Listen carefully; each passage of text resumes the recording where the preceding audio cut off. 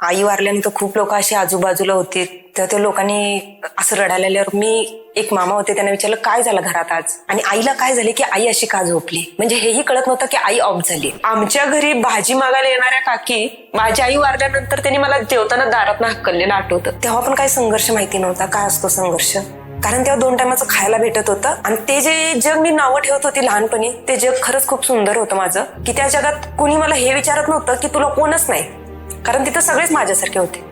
आता हे जग विचारते तुझं कोण आहे. 18 वर्ष क्रॉस झाल्यानंतर आम्हाला संस्थेतून बाहेर 13-14 दिवसच अगोदर कळलं होतं की माझा आता इथला कालावधी संपलाय. संस्थेतून बाहेर पडल्यानंतर कुणी आमचा विचारच केला नाही हे जाणार आहेत कुठे. फक्त तू जा, तारीख संपली, तू 12 वाजायच्या आत जा. तर तू कुठं जातेस, काय जातेस, कोणासोबत जातेस, तू कुठं राहतेस, याच्याशी त्यांचा काडी मात्र तो संबंध नव्हता. हिला आईबाप नाही, आईबाप नाही. लग्न झाल्यानंतर पण आईबाप नाही, आईबाप नाही हेच ऐकावं लागलं. तर माझे मिस्टर म्हटले आता कशाला आणत आहे, मी आहे की. मग त्यांनी त्यांचा स्वतःचा जॉब सोडून आज माझ्यासाठी माझे मिस्टर मुंबईमध्ये एक रिक्षा चालवतात.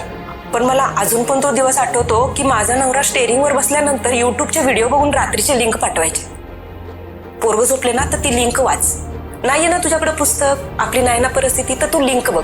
ज्यावेळेस दवाखान्यात सांगितले की आता ही थोड्या दिवसात जाणार आहे, हात लावू नका, त्यावेळेस नवऱ्याने गाडीवर बसून अख्ख्या गावातून मला घरी घेऊन आली. ती मेली तरी ती माझीच आहे आणि जगली तरी माझीच आहे. आता आपण पॉझिटिव्ह आलो तर आपल्याला आपलं नवरा टाकून देईल का, तर नाही टाकलं त्यांनी. मी सरळ सेवाची परीक्षा दिली 1 वर्षात. आज मी महाराष्ट्र शासनामध्ये मनोरुग्णालयामध्ये कामाला आहे. ते करत करत मला असं वाटतं की मी ह्याच्यातून माझ्या लोकांसाठी काय करेन.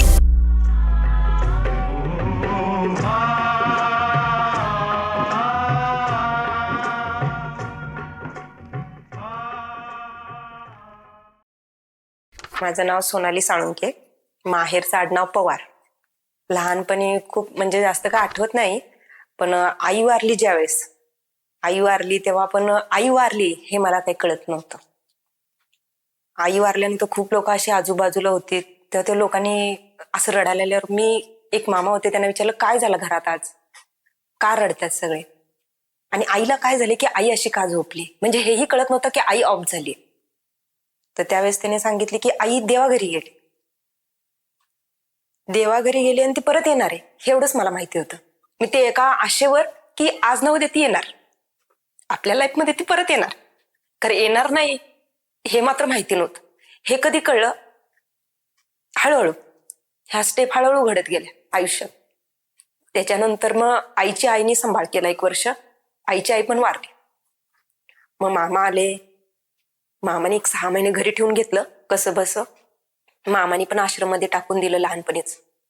आणि छोटा भाऊ होता, त्याची बदली शिवाजीनगर म्हणून दुसरीकडे झाली. माझी निरीक्षण गृहाला झाली, मुलींचं निरीक्षण गृह दर्शन हॉलच्या इथे नानापीठ मध्ये झाली. तिथून मग थोड्या दिवसांनी मी तिथं शिकत होते. पण माझं मूळ हे निप्पाणी होतं, माझ्या आईचं माहेर. कन्नडमध्ये शिकल्यानंतर अचानकच मला मराठी शिकायला वेळ आल्यानंतर मला ते काहीच कळायचं नाही. पुन्हा नवीन सुरुवात, पुन्हा नवीन भाषा, नवीन लोक, तिकडं कन्नड बोलणारे, इकडं मराठी बोलणारे, त्याच्यात पूर्ण शिक्षणाचा गोंधळ. अभ्यास काही यायचा नाही, आणि अभ्यास घ्यायला आपल्यापाशी कोणीच नव्हतं. तू अभ्यास कर हा विषय कधी कळलाच नाही. अभ्यास म्हणजे काय हे कधी कळलंच नाही. आणि मग मराठीत आल्यानंतर मग मराठी शिकलंच पाहिजे, कारण आश्रम मध्ये असल्यानंतर कंप्लेंट आली की बाई येणार, बाई विचारणार, ह्या सगळ्या गोष्टी होत होत्या. आणि सगळ्यात आगाऊ, अभ्यास न करणारी, असा माझा एक म्हणजे छाप पडलेला सगळीकडे. मराठीत बोलायला पण गोंधळ व्हायचा. मराठी प्रॉपर मी येत होतं बोलायला, पण शाळेत गेल्यानंतर आपली जी बोलीभाषा असते, आता मी पुण्यात राहिली, मी आता मुंबईला आहे, तर त्या भाषांमध्ये बदल होतो. तसं मी कर्नाटक मधून, निप्पाणी मधून आली आणि मला भाषांमधून खूप गोंधळ व्हायला लागला. मग ते कसं बसं आश्रमचं जीवन, आपलं शाळेत जा आण, कसंही राहा, कसंही जग, ते निरीक्षण गृहामध्ये होतं. पण तिथं मी ज्या विश्वात होते त्या विश्वात सगळी लोक होती. इवन रेड लाईट मधल्या एरियामधली पण लोक होती, बायका यायच्या, चोरी मारी करणारी पण लोक यायची. आम्हाला म्हणजे असं रस्त्यावर सापडलेली मुलं पण गोळा करून आणायची पोलीस, ज्यांना कुणी नाही अनाथ आश्रम मध्ये टाकले माझ्यासारखे, मामानी परत कधी आलेच नाहीत असे आम्ही सगळे. आमचं एक घरच होतं, एक विश्व होतं जे खूप छान होतं. पण बऱ्याचशा गोष्टी मिळत येऊ नव्हत्या, पण त्याच्यात आम्ही खूप छान आनंदी होतो. तू मला दिलंय आणि मी तुला घेतले, ह्यातलं काहीच नव्हतं. जे काय ते आपले. अशामध्ये आयुष्य खूप छान पद्धतीत चालू होतं. तेव्हा पण काही संघर्ष माहिती नव्हता, काय असतो संघर्ष. कारण तेव्हा 2 टायमाचं खायला भेटत होतं आणि दिलेला एक ड्रेस होता असायचा, तो ड्रेस घालायचा. बाई ओरडणार, कमिटी येणार, कमिटीमध्ये बसवणार, कमिटीत सांगितलं जाणार आपल्याला काय पाहिजे काय नाही, आपल्याला देणार. आता असं वाटतं ते कवर खूप छान होतं. जे कवर होतं आम्ही त्यांना जे चुकीचं ठरवत होतो ते कवरच खूप छान होतं. कारण आत्ताच्या ह्या जगात असं वाटतं की हे जग वाईट आहे, हे आत्ता कळतंय जेव्हा मी मोठी झाली तेव्हा. आणि ते जे जग मी नावं ठेवत होती लहानपणी, ते जग खरंच खूप सुंदर होतं माझं. की त्या जगात कुणी मला हे विचारत नव्हतं की तुला कोणच नाही, कारण तिथं सगळेच माझ्यासारखे होते. आता हे जग विचारते तुझं कोण आहे, तेव्हा उत्तर देताना पण कधीतरी गोंधळ होतो, पण आता ठाम आहे. मला कधी वाईट वाटत नाही मी अनाथ आहे म्हणून. अभिमान खूप वाटतो, कारण ज्यांना आई वडील आहेत ते खूप पेचात आहेत आणि मला आज आई वडील नाहीत म्हणून मी खूप रोकठोक आहे. इव्हन मी कुठेही गेले तर मला बरेच जणी आता माझ्या मैत्रिणी मला म्हणतात तू कशी आहे माहितीये का, टिक फॉर टॅकस, जिथं तिथं आणि जशास तशी. आणि मला असं वाटतं हे खूप छान आहे माझ्यासाठी, कारण मला खोटा मुकोटा घेऊन जगाला दाखवायचंच नाही की मी काय. अशा प्रकारचा हा संघर्ष चालत गेला, मोठी होत गेली. 2 संस्थांमधून बदल होत गेला, बदली होते. निरीक्षण गृहामधून आले मी डायरेक्टली सेवा सदनला, खूप छान संस्थेत आले. तिथं एक नीलादेव म्हणून बाई होत्या. खरंच माझ्या आयुष्याला त्या बाईंमुळे खूप छान टर्निंग पॉइंट भेटला. माझ्या मामाने मला कधी दिवाळीला घ्यायला आले नाही, काही नाही. सगळ्या मुली जायच्या तर मी वाट बघायची की मला कोणतरी येईल घ्यायला. पण त्या बाईंनी मला दिवाळीचा सण कसा असतो तो दाखवला. मे महिन्याची सुट्टी कशी छान घालवायची ही त्याचा अनुभव त्यांनी मला दिला. मी खूप छान पद्धतीने जगले सुद्धा तिथे. त्याच्यानंतर काही काळानंतर माझी तिथूनही बदली झाली. मग अनाथ हिंदू महिला आश्रमला झाली, जी अलका चौकात आहे तिथे पुण्यामध्ये. तिथं शिकले, तिथं 10वी पासआउट झाले. 10वी पासआउट झाल्यानंतर मी पास झाले. मी अभ्यास कधी केला नव्हता. मला सांगितलं रिझल्ट, तर मी त्यांना म्हटलं पहिला त्याच्यात शिवाजी आहे का बघा, नाहीतर नाव दुसऱ्याचं असेल आणि नाव माझं येईल. बाई म्हटल्या तुझं काय, तू पास होण्याच्या गतीवर नाहीयेस, तू वरतीच बस, तू काही करणार नाहीस. मला माहिती होतं माझ्याकडून काहीच होणार नाही, कारण मी आगाव. शाळेत गेले की भांडण, रस्त्याने भांडण, कोणी काय बोललं म्हणून भांडण, डेअरिंग, सगळ्यांचा बॉस मी. काय झालं की सोनाली. अभ्यास केलाच नाही, तासाला नावानं जायचं, शाळेच्या खाली ग्राउंडवर बसून टीव्ही बघत बसल्यासारखं, इकडे बघ तिकडे बघ, एवढंच माझं आयुष्य. आणि पास झाले तेव्हा सगळ्यांना आनंद होता. खरं मला हा प्रश्न होता की त्याच्यात नक्की सोनाली शिवाजी पवारच आहे का, पण पास होती. त्याच्यानंतर काय नर्सिंग 18 वर्ष क्रॉस झाल्यानंतर आम्हाला संस्थेतून बाहेर डायरेक्टली सांगणार 3-4 महिन्यानंतर की तुम्ही आता ह्या तारखेला बाहेर पडणार आहे. मला एक 13-14 दिवसच अगोदर कळलं होतं की माझा आता इथला कालावधी संपलाय आणि आता मला बाहेर पडायचंय. पण त्यावेळेस मला अशा एका बाईंनी मदत केली की तू नर्सिंग कर. नर्सिंग केलं, 1 वर्षाचं नर्सिंग केलं मी. ते नर्सिंग करता करता मी आपल्या राहायची सोय म्हणून त्या हॉस्पिटलमध्ये मॅडमच्या ओळखीने केअर सेंटरमध्ये मी राहायला सुरुवात केली. मग माझं राहण्याची सोय जशी झाली केअर सेंटरमध्ये, तर मग त्यांनी सांगितलं की तुला आजी आजोबांचं सगळं शुश्रूषा करावी लागेल, त्यावेळेस तुला मग मी जेवण वगैरे दे. तर त्यावेळेस आता हॉस्पिटल केअर सेंटर म्हटल्यावर पेशंट सारखं जेवण, डाळ, साधी चपाती, साधं बिनमिठाचं भात, मग तसंच 1 टायमाची चपाती, भात, वाटीभर वरण, कारण सहसा तेलकट भाज्या वगैरे तिथं काही नसायच्या. मग ते खाऊनच ड्युटीला जायचं सकाळी 7 ते 2. दुपारी 2 वाजता आणल्यानंतर तिथलं कामं उरकून घ्यायची आजी आजोबांची. कोणाला गोळ्या दिलेल्या खाल्ल्या की नाही, कोणी पुस्तकं वाचली की नाही, कोणी पेपर वाचलेले कुठे पडलेले आहेत. इव्हन मला हेही आठवतं मी डायपर पण चेंज केलेले आहेत. जे माझं काम नव्हतं ती माझी एक सेवा होती आणि मी ती खूप मनापासून केली. त्यावेळेस एक आजी होती, ती मला म्हटले की तू आयुष्यात इतकी पुढे जाशील ना की तुला तुझ्या संघर्षात आमची आठवण नेहमी राहणार. मी म्हटलं असं का म्हणतात, तर त्या म्हटल्या की ज्यावेळेस आपण काही गोष्टी मिळवण्यासाठी काही गोष्टी करतो. आता मी शिकत होते नर्सिंग, ज्याचा ह्या कामाशी काही संबंध नव्हता, कारण तिथं 1 टायमाचं खाणं आणि राहणं हे म्हणजे परमेश्वर सारखं होतं मला. मी तिथं एक टायमाचं खाण्या आणि राहण्यासाठी त्या आजी आजोबांचं सगळ्यांचं काम करायचं. त्याच्यात तो आनंद होता मला. कधी कधी वाईट वाटायचं, फरशा पुसायला लागायच्या, बाथरूम घासायला लागायचे, सगळं साफ करावं लागायचं, जे कधीच केलं नाही ते करावं लागायचं मनाविरुद्ध. पण मग परत मनाला म्हणायचं की आपण हे केलं नाही तर आपण राहणार कुठं, आपण जाणार कुठं, कारण आपल्याला डोक्यावर छप्परच नाहीये. कारण संस्थेतून बाहेर पडल्यानंतर कुणी आमचा विचारच केला नाही हे जाणार आहेत कुठे. फक्त तू जा, तारीख संपली, तू 12 वाजायच्या आत जा. कारण दुसऱ्या दिवशीचे 12 वाजायचे आणि त्याच्यात एंट्री असायची, हजर गैरहजर.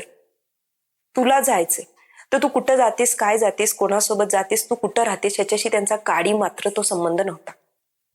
ज्याचा खरा संबंध तिथं होता, ज्यावेळेस खरंच आम्हाला एक गरज असायची, आमचा विचार तुम्ही गांभीर्याने करावा. कारण तिथूनच आयुष्याची खरी जर्नी चालू होते, जिथं मी वाईट मार्गाला जाऊ शकते, वाईट विचारांनी वागू शकते. तिथं खरं गरज होती आम्हाला कुणीतरी आधार देऊन तिथं आम्हाला सांभाळावं. तशा अनेक मैत्रिणींचं वाईट सुद्धा झालं. त्याच्यात बऱ्याचशा मैत्रिणी भेटल्या सुद्धा नाहीयेत. काही मैत्रिणींच्या बाबतीत वाईट घडले, त्या मैत्रिणी स्वतः आठवतात कधी कधी की कुठं असतील त्या आज. आज माझं सगळं चांगलं झालंय, त्या कुठं असतील. कारण लहानपण एकत्र गेलंय, मैत्रिणी फक्त आठवणीतच राहिल्या त्या. त्यामुळे तो संघर्ष हा खूप मोठा होता. त्याच्यामध्ये नर्सिंग केलं, 2 टायमाचं खायचं, त्यांच्या इथं कामं करायची, रात्रीचं उठ म्हटलं तर उठायचं. दिवसाची रात्र आणि रात्रीचा दिवस हाच आयुष्याचा एक कल होऊन गेला होता. त्याच्यामध्ये मी नर्सिंग केअर सगळं शिकले, गायनॅकला जॉबला गेले. 1 वर्षानंतर मग मी प्रायव्हेट हॉस्पिटलला जॉब केला नर्सिंग असिस्टंट म्हणून, पद्मावतीला. इथे छान होता तो पण अनुभव. खूप लोकांनी मला छान सपोर्ट केला तिथे पण. त्याच्यानंतर मग काय, मग त्याच्यानंतर 2015-16 मध्ये मी लग्न केलं. ते पण ऑर्फन आहेत. पहिला जड गेलं, कारण ते कसे 4 भाऊ होते आणि आपण पुण्यात राहिलेलो आहे. गोंधळच व्हायचा घरातल्या घरात. कारण स्पष्ट बोलणं म्हणजे गावाला म्हणजे हे चूक आहे, बाईनी स्पष्ट बोलणं हे चूक आहे. पण नवऱ्याने भरपूर सपोर्ट केला की ठीक आहे, तुझं नाही ना पटत आहे तर तू वेगळी राहा, खरं भांडण करू नको घरात. त्यावेळेस घरच्याने पण सपोर्ट केला. मग माझी मी वेगळी राहायची, खरं सगळ्यांशी मिळून मिसळून घरात. मग त्याच्यानंतर मग दीराने सांगितलं की वहिनी चला जरा शेताकडे जायचंय. दीर माझी तेव्हा शेती करायचे. चलो शेती करूया. मग त्याच्यानंतर मला तेच आवडायला लागलं, मी तेच करायला लागले. मग दीरांनी म्हशी वगैरे घेतल्या, मग त्याची धार काढणं, शेणघाण काढणं, हेच म्हणजे माझं लाईफ. ह्याच्या व्यतिरिक्त माझं लाईफ नाही. मग मी ठरवून घेतलं माझं हे जग आहे, ह्या जगातच आता माझं आयुष्य आहे. आणि मला जास्त ह्या गोष्टीचा आनंद होतो की आपल्या आपल्या आयुष्यात म्हणजे मी जग करून घेतलेलं, माझा मुलगा, माझा नवरा आणि मी. अचानकच मला माझ्या नवऱ्याने सपोर्ट केला की नाही तू हे करू शकते.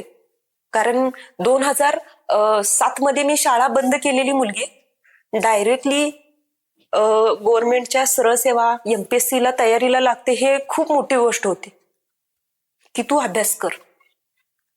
माझे मिस्टर ट्रॅव्हल्सवर ड्रायव्हर आहेत, पण मला अजून पण तो दिवस आठवतो की माझा नवरा स्टेअरिंगवर बसल्यानंतर युट्यूबचे व्हिडिओ बघून रात्रीचे लिंक पाठवायचे. पोरग झोपले ना तर ती लिंक वाच, नाहीये ना तुझ्याकडे पुस्तक, आपली नाही ना परिस्थिती, तर तू लिंक बघ. तुला नाही ना पुस्तकातलं कळत आहे शिकवलेलं, तुझ्याकडे नाही ना तेवढा वेळ, तर तू लिंक बघ. तसा तो अभ्यास. अचानकच मग मी गायत्री ताईला सांगितलं, ताई माझ्याकडे आता मी असं असं करते. तर गायत्री ताईंनी मला त्यावेळेस संतोष दादाचा नंबर दिला की ज्याला मी पाहिलंही नाही ना त्यांनी मला कधी पाहिलं. ते म्हणतात ना की तो सलमान खानचा पिक्चर आहे, मला तो एवढं त्याचं नाव नाही आठवते, पण त्याच्यात असं सांगितलंय त्यांनी की तुम्ही एकाला मदत करा तर दुसरा तुमचा हात धरेल, तुम्ही दुसऱ्याला मदत करा तेव्हा तिसरा तुमचा हात धरेल. तशी ती लिंक जुळत गेली. मी गायत्री ताईचा हात धरला, गायत्री ताईंनी संतोष दादाला सांगितलं, संतोष दादानी मला गाईड केलं की तू असं नाही, तू हे वाच, तू ते वाच. मला टेलिग्राम हे चॅनल हे सुद्धा कळत नव्हतं. टेलिग्राम म्हणजे काय हे मी विचारलेला पहिला प्रश्न की जो आता मला हसायला येतंय. टेलिग्राम हा चॅनल म्हणजे अभ्यासाचा चॅनल.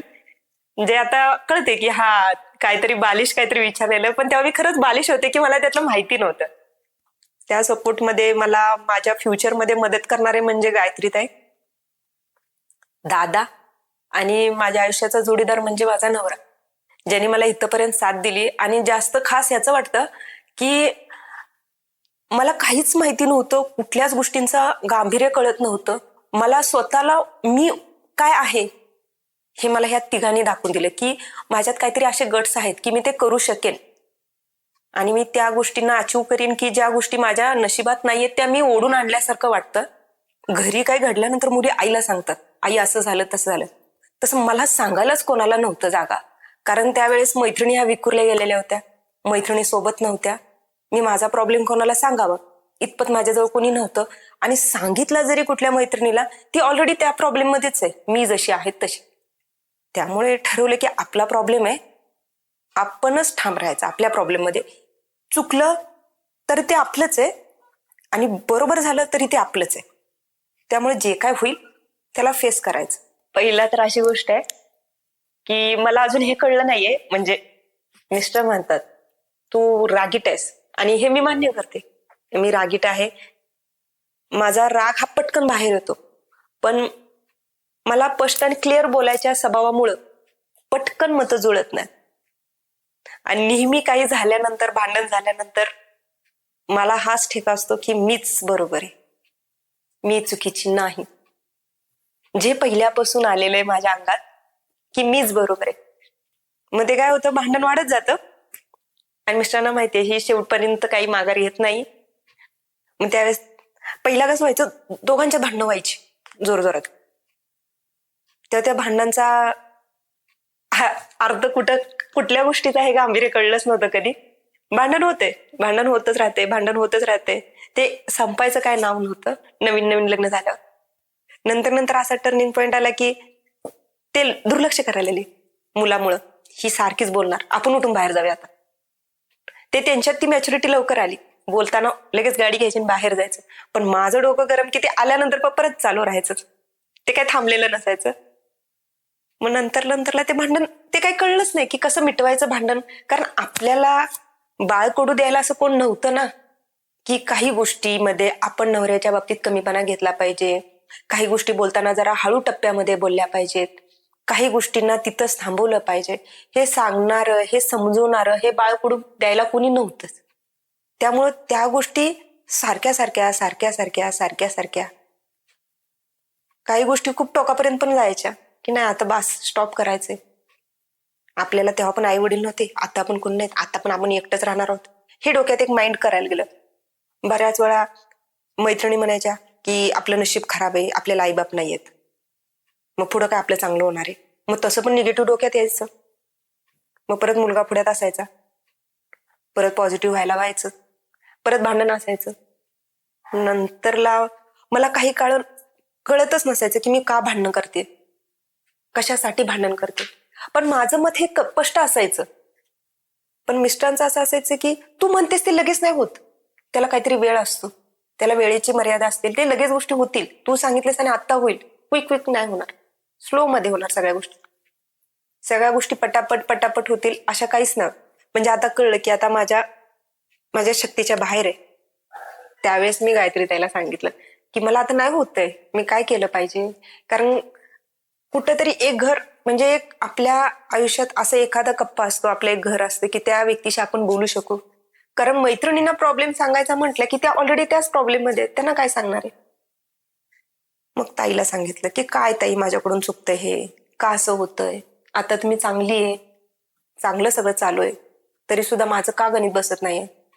त्यावेळेस ताईकडून बाळकडून काय आलं की काही गोष्टींना आहे त्या जागी थांबायला शिक. तुला नाही ना पटत आहे तर बोलू नकोस, काही गोष्टी त्या वेळेवरती सोडून दे. बंधनं घातल्याने संसार होत नाही, तर फ्रीडम, मन मोकळेपणाने बोलल्याने, मनाच्या मध्ये घुसमट करून घेतल्याने नाती तुटतात. समोर बसून शांतपणे बोलायला शिक. काही गोष्टी शांतपणे बोलणं ही खूप गरजेचं आहे. हे त्यावेळेस कळलं ज्यावेळेस ताईने सांगितलं. कारण त्याच्या अगोदर काय तापटच होते. आता भांडण झाले की मीच म्हणते तुम्ही शांत असता का मी बसू, मी आत्ताच खुळ्याच्या दवाखान्यातून आली, काय करू, झोपू का, घरी जाऊ, कामावर जाऊ. मग ते म्हणतात नाही तू आत्ताच खुळ्याच्या दवाखान्यातून आलीस, त्यामुळे शाळेच्या दवाखान्यात तू शांत बस, तू आता शाण्यांच्या दवाखान्यात आलीस, त्यामुळे घरात शांत एक तासभर टीव्ही बघ आणि मग तुझं रुटीन चालू कर. आता जुळायला लागले म्हणजे वाद कमी झालेत, समजूतदारपणा वाढलाय. आता दोघं वाद घालायला तर पोरगा पुढ्यात उभून म्हणतो स्टॉप. मग ते खरं स्टॉप घेतलाच पाहिजे तिथे, कारण तो स्टॉप म्हटलं की गायत्री ते आठवते, कारण गायत्री त्याचेच म्हणणं होतं काही गोष्टी स्टॉप केल्या पाहिजेत.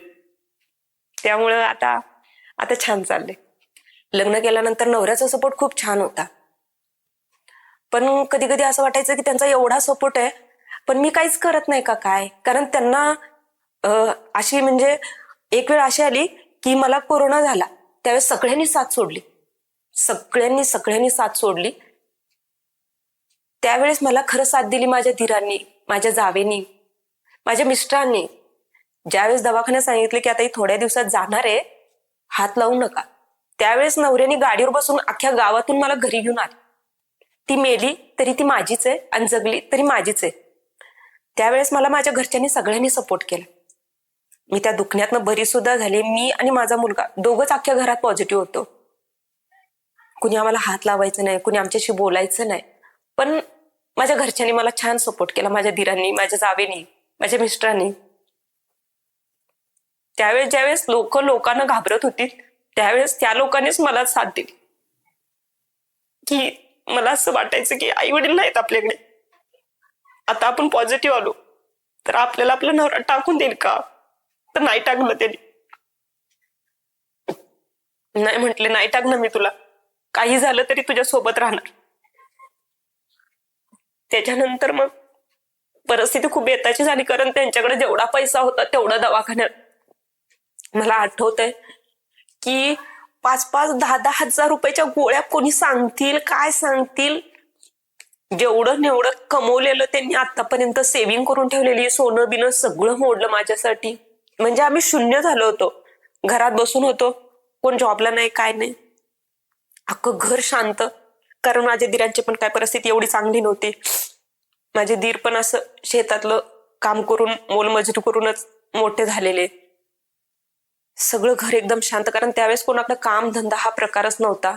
जेवढं काही घरात ठेवलं होतं आतापर्यंत त्याच्यात ते दिवस गेले आणि त्यातनं मी बाहेर पडली. पण एक जाणीव राहिली की आपल्याकडे आता काहीच नाहीये, आपण शून्य झालो परत.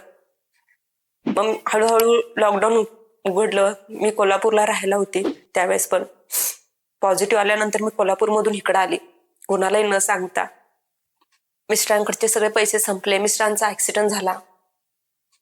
त्यांना म्हणजे सकाळी 7 वाजता माझ्याशी बोलले ते की मी घरी येतोय, दूध घेऊन येतोय. आणि माझं नशीब एवढं छान आहे की त्या ठिकाणी त्या पॉइंटला कोल्हापूरमध्ये ज्या लोकांचा ऍक्सिडेंट झालेला आहे त्या लोकांच्या बाबतीत खूप वाईट वाईट गोष्टी घडलेल्या आहेत, पण देवाने माझं नशीब एवढं छान ठेवलं की माझ्या मिस्टरांना खर्चटलं देखील नाही. तो एवढा मोठा ऍक्सिडेंट झाला, त्यांचा आता कमरेत गॅप आला, तरी सुद्धा घराला सांभाळायचंय म्हणून माझे मिस्टर कामाला जायचे. का, कारण घर सांभाळलं पाहिजे आणि गुरु लहान होता, गुरुला सांभाळलं पाहिजे. मी कराडला सासरी आले होते. मी त्यावेळेस मिस्टर जॉबला जायला लागल्यानंतर हळूहळू लॉकडाऊन उघडलं. मी कोणालाही न सांगता अशा एक माझ्या 2-3 मैत्रिणी होत्या. मी मुलाला घेऊन जाऊन गपचूप दुसऱ्यांच्या रानात चोरीची कामं करायची. म्हणजे चोरीची म्हणजे कसं, आपल्या घरी कळलं नाही पाहिजे आपण शेतात कामाला चाललो, आपण त्या 400-500 रुपयासाठी कोणाची तरी भाजी खुडायला जातोय, कोणाची तरी भाजी बांधायची, भाजी तोडायची, मिरच्या खुडायला, भुईमुग काढायला. कुठे चालली, आले इकडून, आले तिकडून, नाही मुलगा करमत नाही ना घरात म्हणून मुलाला घेऊन अंगणवाडीत जाते. असं खोटं सांगून मग इकडं तिकडं जाऊन गपचूप मुलाला शेतात घेऊन जाऊन मग मी शेतातली कामं करायला लागली. ती माझ्या नवऱ्याला पण माहिती नव्हतं किंवा माझ्या घरातल्यांना अजूनपर्यंत कोणाला माहिती नव्हतं या गोष्टी. की मला हे चांगलं जाणवलेलं की आपल्या नवऱ्याकडे आता पैसे नाही आहेत, पण तरीही आपला नवरा कंपल्सरी गाडीवर जातो, कारण त्यांना कमरेत गॅप आला होता, त्यांना जास्त वेळ बसता येत नव्हतं. कमरेला बेल्ट बांधून माझ्या नवऱ्याने काम केलं. का, कारण माझा संसार मला पुढे न्यायचा आहे. त्यावेळेस मला असं वाटलं की आपण तरी आपल्या संसाराला हातभार लावलाच पाहिजे ना. कारण मी पुण्यात शिकलीये, बऱ्याच लोकांचं पुण्यातली शिकलेली मुलगी केलीये, त्याच्यात आई वडील नाहीत, ही राहणार आहे का. मग बरेचसे त्यांच्याच नातेवाईकांचं निगेटिव्ह की अनाथ पोरगी करून आणलीये, ती काय राहणार आहे का. तो मिस्टरांनी कधी सांगितलं नाही, पण 4 बायका जमल्यानंतर नक्कीच कानावर यायचा हा शब्द तुझ्याबद्दल होता. की हा अशी अशी व्यक्ती, सदर व्यक्ती तुझ्याबद्दल असं बोलायची. मग मी शेतातनं आली तरी घरात अशी एकदम फ्रेश दिरा जावांमध्ये, की वहिनी जशी काय अंगणवाडीत बसूनच आलेली. सकाळी गेलती मी 4 वाजता यायची, सकाळी गेली की संध्याकाळी यायची. सगळ्यांना असं वाटायची अंगणवाडीतच बसली. पण मी त्या माझ्या मैत्रिणींनी पण मला इतकी साथ दिली की त्यांनी ना कधी कोणाला कळू दिलं की बाबा ही आज आमच्यासोबत मजुरीचं काम करतेय ना. आतापर्यंत ह्या घडीपर्यंत माझ्या मिस्टरांना कधी कळलं की ही कोणासोबत काम करून आली. पण माझ्या मिस्टरांचा खूप विश्वास होता की माझी बायको माझ्यासोबत नेहमी आनंदी राहणार. आणि जे ते आणत होते कमवून त्याच्यात पण आम्ही खूप छान सुखी समाधानी एकदम राजा राणीसारखा संसार होता आमचा, आणि अजूनही आहे. कारण आता ह्या घडीला माझ्या मिस्टरांनी स्वतःचा करिअर बाजूला ठेवलं. त्यांनी स्वतःला, त्यांनी पहिली प्रायोरिटी मला दिली, माझ्या मुलाला दिली. जेव्हा माझ्या मुलाला मी मुंबईमध्ये घेऊन शिफ्ट झाले, त्यामुळे माझ्या मुलाचे हाल व्हायचे. मी जॉबला जायची तर मुलाला घरात ठेवायचं, पाळणा घरात ठेवायला जायचं.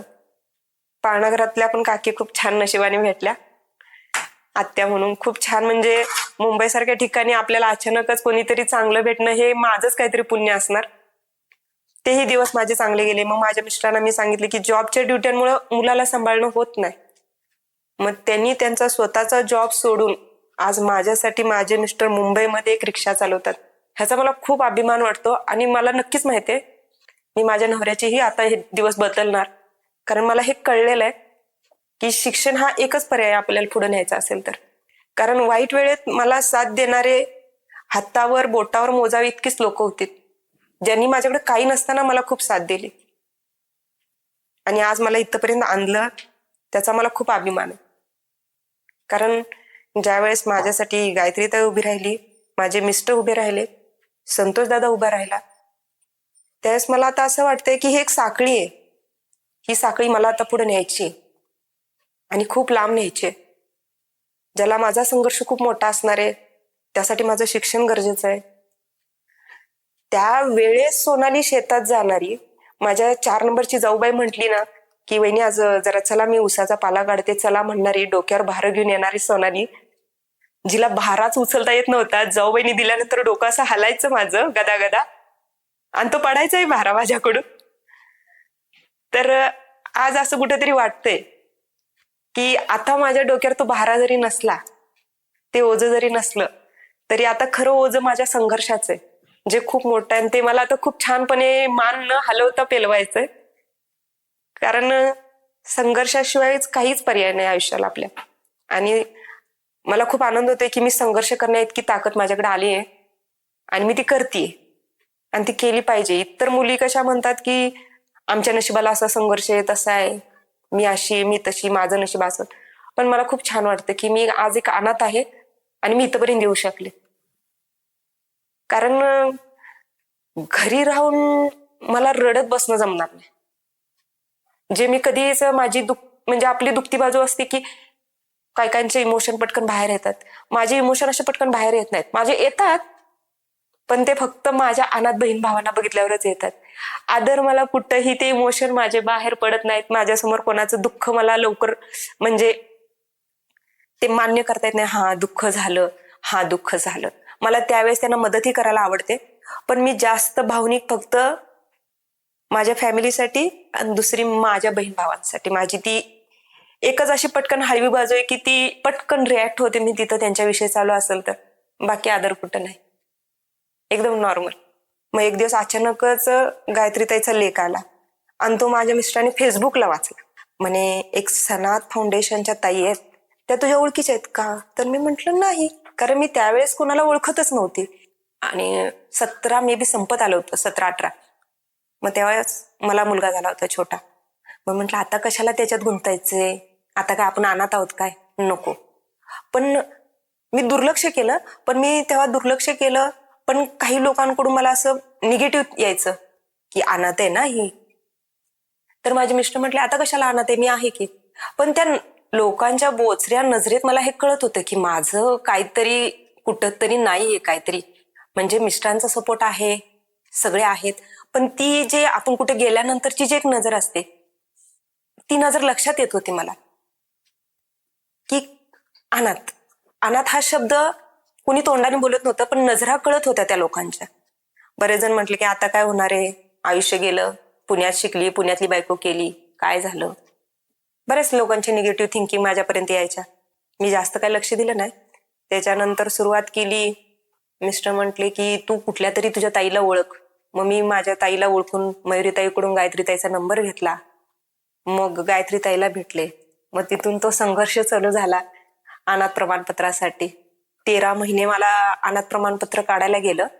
त्याच्यात सगळ्यात मोठी गोष्ट अशी प्रमाणपत्र काढताना की खूप संघर्ष केला सगळ्या गोष्टींसाठी. आणि मला अचानकच पुण्यामधून फोन आला, जिथं प्रमाणपत्र काढलं जातं, की तुझी आईच ही नाहीये.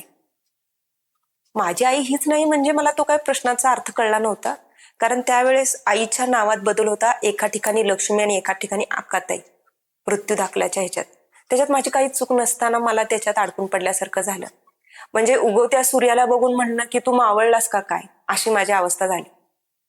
कारण प्रकाशाकडे बघायची सवय झाली ना तिथून, की काहीतरी येणार आहे आपल्या लाईफमध्ये, आता बदल होणार आहे.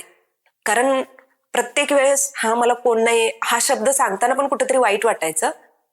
आणि मिस्टरांना कोणी विचारलं बायको काय अनाथ आहे काय, तर त्यांना पण ते कसं तरी वाटायचं. खरं ते उत्तर लवकर दिले नसलं तरी माणसांच्या नजरा ह्या कळतातच. यांना काय उत्तर दिलं पाहिजे की ह्यांची तोंड बंद झाली पाहिजेत माझ्या बाबतीत, म्हणजे माझ्यासारख्या अनेक मुलींच्या बाबतीत. कारण प्रत्येकाचे विचार करायची पद्धत सेम नसते, वेगवेगळी असते. मग मला सांगितलं गेल्यानंतर मग तिथून माझा प्रवास पुण्यातून रिटर्न चालू झाला. तो माझ्या 4 महिन्याच्या मुलाला का 5 महिन्याचा गुरु होता, मी प्रमाणपत्र काढायची सुरुवात केली. तो गायत्रीताईला मी गुरु 2.5 वर्षाच्या नंतर भेटले, 3 वर्षाच्या नंतर. मला तेवढ्या 2.5-3 वर्षात कुणीही त्याचा थांगपत्ता लागू दिला नाही. प्रमाणपत्र कसं काढायचं असतं, कुठल्या गोष्टींना संघर्ष आहे, कुठली गोष्टी द्यायच्या असतात. जायचं ऑफिसच्या दारात, आज नाही उद्या नाही 4 दिवस, मग 5 दिवस, अशा ते 3 वर्ष पहिलेच गेले होते. त्याच्यानंतर माझा मुलगा 5 वर्षाचा झाला. त्यावेळेस मला कळलं की माझ्या आईच्या नावात फरक आहे. त्यावेळेस मी गायत्रीताईला घेऊन गेली तिथे. ज्या ऑफिसमध्ये मला दारातूनच घालवलं होतं इतक्या वेळेस, त्या अधिकाऱ्यांनी माझा नंबर घेतला होता त्या दिवशी. त्या अधिकाऱ्यांनी माझ्याकडून नंबर घेतला की मॅडम तुमचं काम होईल. म्हणजे काय की मी अनाथ आहे ह्याचं दुःख नाहीये मला, पण आपल्याला योग्य वेळेस योग्य व्यक्तीने साथ देणं आणि आपल्यावर विश्वास ठेवणं ही खूप मोठी गोष्ट असते.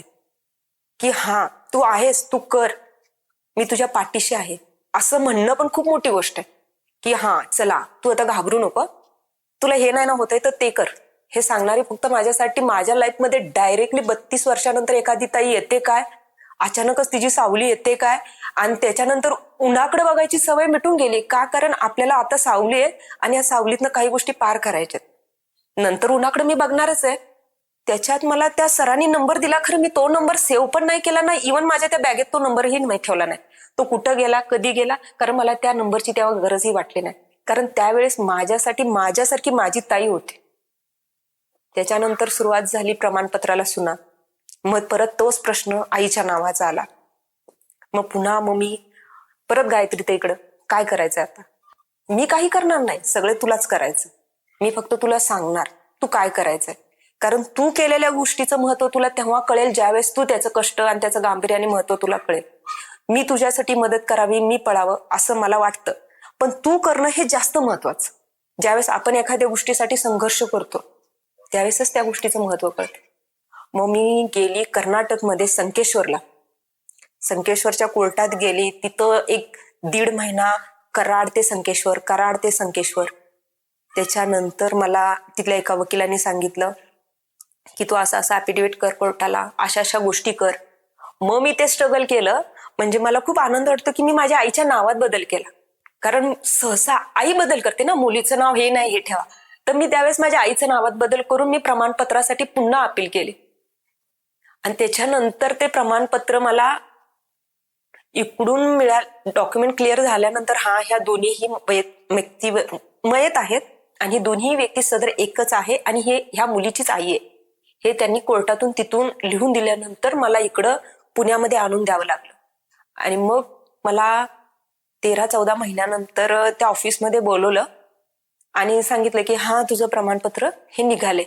तेव्हाचा जो आनंद होता की तो शब्दातही सांगता येत नव्हतं मला. की कारण गायत्री ताईने मदत केली असती ती गोष्ट वेगळी आहे, की नाही इथं जा, ह्या ऑफिसला भेट, त्या ऑफिसला भेट, हे कर ते कर, मी येते सोबत. नाही झालं तसं. ताईने मला स्वतः सांगितलं की मी फक्त मागे उभी आहे, पुढे फक्त तुला चालायचं. मी सरळ सेवाची परीक्षा दिली 1 वर्षात. प्रमाणपत्र काढल्यानंतर पहिल्या वर्षात मी परीक्षा दिली. त्या आरक्षणाचा मी चांगला फायदा घेतला. आज मी महाराष्ट्र शासनामध्ये मनोरुग्णालयामध्ये कामाला आहे आणि मला खूप आनंद वाटतो माझ्या कामात. कारण सगळ्यांना असं वाटतं की म्हणजे नाही का मनोरुग्णालय म्हणजे असं भीती वाटते, पण माझी सकाळ त्यांच्यापाशी सुरुवात होते आणि रात्र पण त्यांच्यापाशी संपते. आणि आज असं वाटतं म्हणजे मी छोटी मनोरुग्णालयामध्ये होते, अनाथ आश्रम मध्ये. आता ते कसे जर मोठे असले तरी काही गोष्टींमुळे ते आजारी आहेत. मला कधी त्यांच्याशी मोठ्या आवाजात बोलूशी म्हणजे माझं फील्डच असे की मी त्यांच्याशी मोठ्या आवाजात बोलले नाही तर ते मला ऐकत नाहीत. तर तिथला रूल आहे, मारायचं नाहीये त्यांना, पण आपला आवाज त्यांना कळला पाहिजे की आपल्या आवाजाला त्यांनी गांभीर्याने घेतलं पाहिजे. कारण त्यांना काही गोष्टीचा सेन्स नाहीये. अशा लोकांमध्ये मी जेव्हा राहते, मी ओरडल्यानंतर मला आतल्यात खूप गुदमरायला होतं. मी ओरडते, मोठ्याने बोलते, पण मी आतल्यात खूप गुदमरून जाते की हे मला करायचं नाहीये, पण मी हे केलं पाहिजे ना. मी त्यांना ओरडलं नाही तर त्यांना कळणार नाही, त्यांनी काही स्वतःला इजा करून घेतील. पण माझ्या नंतर लक्षात येतं की अशाच ठिकाणी मी माझं बालपण घालवलंय, जे आज मी त्यांच्यासोबत फेस करते. मी आतमध्ये बसते, मी त्यांच्याशी बोलते. हेच कधी काळी मी लहान असताना निरीक्षण गृहामध्ये माझ्या बाबतीत हे घडलेलं होतं. त्यामुळे तो माझा दिवस खूप छान जातो, आनंद वाटतो, बरं वाटतं. मी माझ्यासारख्या अनाथ मुलांसाठी काय करू शकेन का? मी माझ्या लोकांकडे लक्ष द्यावं का? हे मनात अनेक प्रश्न निर्माण होतात. मग तेव्हा गायत्री ताईला विचारायचं, संतोष दादाला विचारायचं, कारण आज मला त्यांनी साथ दिली म्हणून मी इथं आहे. ज्यावेळेस मला कुणीतरी ओळखून मला इथपर्यंत आणू शकतंय तर मला नक्कीच असं वाटतं की मी कोणाला तरी नक्कीच साथ द्यावी.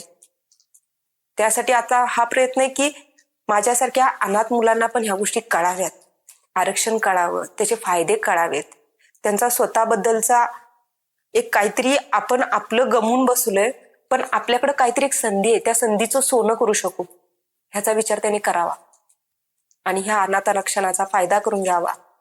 जेणेकरून आज माझं आयुष्य बदललंय तसं अनेक बहिणींचं, अनेक भावांचं आयुष्य बदलावं, अशी माझी इच्छा आहे.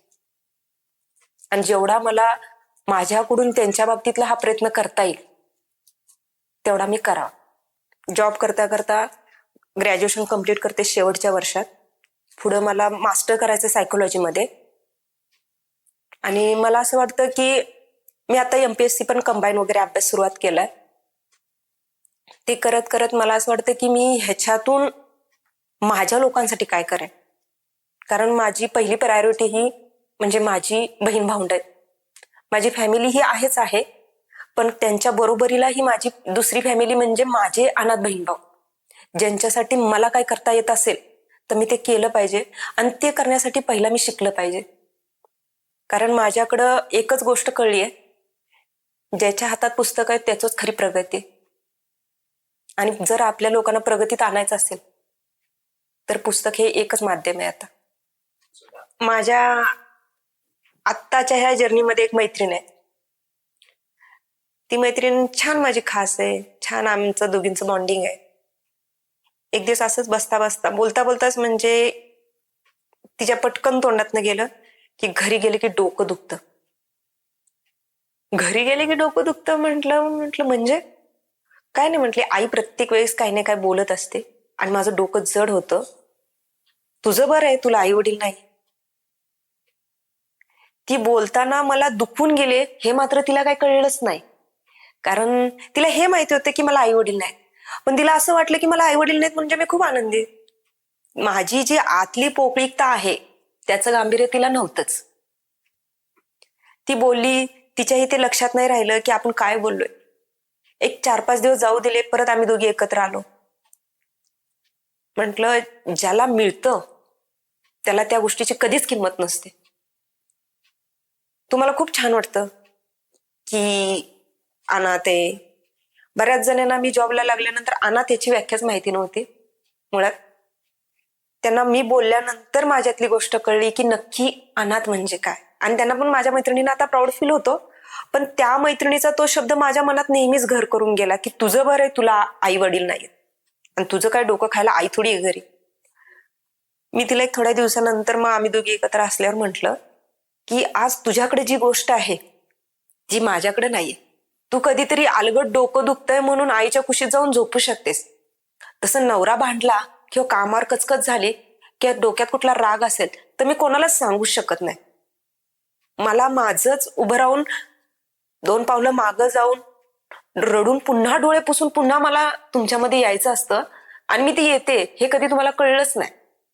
त्यामुळं ज्याला आहे त्याने ते जपलं पाहिजे. कारण आपण असं म्हणतो की देव आहे, देव आहे, देव आहे अशाच मताची आहे मी पण देव सोबत आहे म्हणजेच आपले आईबाप आपल्या सोबत आहेत. कारण देवाकडे मागावं लागतं, तसं आईबाबांकडे मागावं नाही लागत. कारण आज माझा मुलगा आहे, त्याला काहीच मला मागावं लागत नाही. तो म्हणतो तुला कसं कळलं हे, तुला कसं कळलं मला हे पाहिजे. तसं ज्याच्याकडे आहे त्याला हे कधीच कळत नाही की आपल्याकडे काय आहे. आणि मी त्या मैत्रिणीला समजून सांगितल्यानंतर तिची कारण ती खूप मॅच्युअर आहे, तिची 1 तास कुठलीच रिॲक्शन नव्हती. नंतरले ती अचानकच माझ्या पुढ्यात येऊन म्हटली, सॉरी अगं मी चुकीचा शब्द वापरला आणि तुझ्या बोलण्यामुळं आज मला माझ्या आईचं महत्व कळते. कारण आई म्हणजे आपण म्हणतो दुसरं दैवत, तसं बाप असणं पण खूप गरजेचं आहे. कारण आज मी जे बघते माझ्या मुलाच्या बाबतीत, त्याचे बाबा कसे त्याच्याकडे लक्ष देतात, मी कामाला गेल्यानंतर कसे त्याच्या मागं पुढे पळतात. माझ्या मुलाला जरा काही झालं तर ते खुळ्यासारखे इकडून तिकडून मागं पुढे बघतात. मी कामावरून आले की मुलगा कुठं असतो, कधी कधी एकटं बसल्यावर असं वाटतं की माझ्या बाबतीत असं कोणच नव्हतं. मला जे फेस करावं लागलं या जगात, हिला आईबाप नाही, आईबाप नाही, लग्न झाल्यानंतर पण आईबाप नाही, आईबाप नाही हेच ऐकावं लागलं. आणि ज्याला आहे त्याला महत्व का नाही. मग ते म्हणतात ना, ज्याच्याकडे आहे त्याला त्याची किंमत नसते, पण ती किंमत असावी. कारण त्यांनी एकदा डोळे मिटले ना, आपल्याकडे पण जग डोळे मिटून टाकतं, बघण्याची दृष्टी बदलून जाते. कारण आई बाप ही अशी गोष्ट आहे की त्यांची जागा ह्या जगात कुणीच नाही घेऊ शकत. कारण माझी आई असताना मला एवढं आठवतं की आमच्या घरी भाजी मागायला येणाऱ्या काकी, माझी आई वारल्यानंतर त्यांनी मला जेवताना दारात हाकललेलं आठवतं. जेवतोय दार लावून घे, हे मी विसरलेली नाही. त्यामुळं आई ह्या जगात आईसारखं कोणीच नाही. कधी कधी मला खिचडी केल्यानंतर माझ्या आईची आठवण येते, कारण मला तेवढंच आठवतं माझ्या आईने एकदा मला खिचडीचा डबा दिलेला. लहान होते, शाळेत जात होते. खिचडी मला तेव्हापासून खूप आवडते, पण खिचडी जेव्हा समोर येते तेव्हा आईची आठवण नक्कीच येते. कारण ती पोकळीत ना कधी भरणार आहे ना त्याचा शेवट कधी, आणि ज्याच्याकडे आहे त्याला किंमत नाही. कधी कधी वाटतं ज्याच्याकडे आहे त्याने आपल्याला देणार पण नाहीत, कारण आई कधीच दुसऱ्याची आपली होत नाही. पण आईसारखं प्रेम करणाऱ्या मैत्रिणींच्या आया खूप आहेत आता, पण आपल्या आईची जागा कधीच कोणी घेऊ शकत नाही. त्यामुळे ज्याच्याकडे आहे त्यांनी त्याचा पुरेपूर फायदा घ्यावा, कारण त्या फायद्याचा मोबदला त्यांनी घेत नाहीत आपल्याकडून. कारण ती एकच व्यक्ती आहे आपल्या आयुष्यात जी म्हणतात ना, म्हणजे बऱ्याच ठिकाणी असं म्हणतात, आई एकदाच रडते, आई एकदाच हसते मूल जन्माला आल्यानंतर. तशी आई कधीच नाही रडत. त्या आपल्या लेकराला दुःख झालं ना की ती आई नेहमी माझ्या लेकराला कसं वाचवता येईल ह्या दुःखातून ह्याच्या धडपडात आपली आई असते. तिला कधीही त्या गोष्टीचं गांभीर्य नसते की आपलं मूल चुकलेलं आहे. माझं मूल चुकलं तरी मी त्याला बरोबरच आहे, त्याला आई म्हणतात. ह्या गोष्टीचं महत्व सगळ्यांना कळावं, ज्याच्याकडे आहे त्याने ते जपावं.